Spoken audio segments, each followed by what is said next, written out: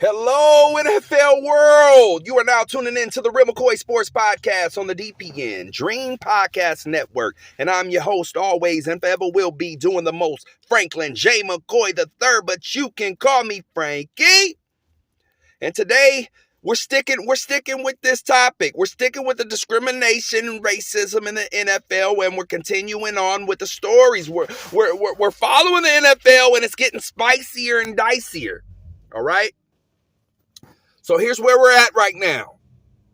I'm your host, Frankie, and Frankie's going to tell you what it is and what it's going to be. All right? So right now, what we have going on, let's take care of home. Let's clean up home first. I don't discriminate. As soon as I hear some bad stuff, I got to address it. Even if it's my 49ers. So what my 49ers have done is fired their tight ends coach. All right. What's his name? Is it John Embry? Tim Embry? So they fired the tight ends coach who developed George Kittle, coaching with the 49ers, I believe, 5 years. And he was one of the first assistants fired, but it's not going to be the last. But so this is where it gets under my skin, and like the old Western movies, it really irks my craw. It really gets under my skin. They asked him to take a 60% pay cut to stay with the team, coaching the team. For what? Why? For what? For Jimmy?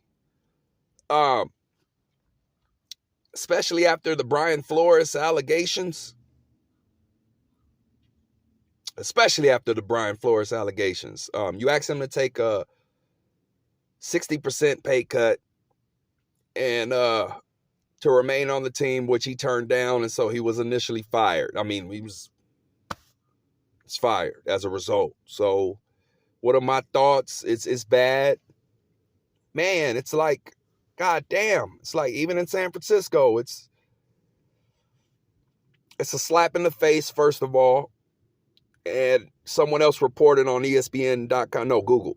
Somebody else reported. I forget the source, but they said that's the new way of them getting rid of black employees. And you guys got to stop thinking so close-minded.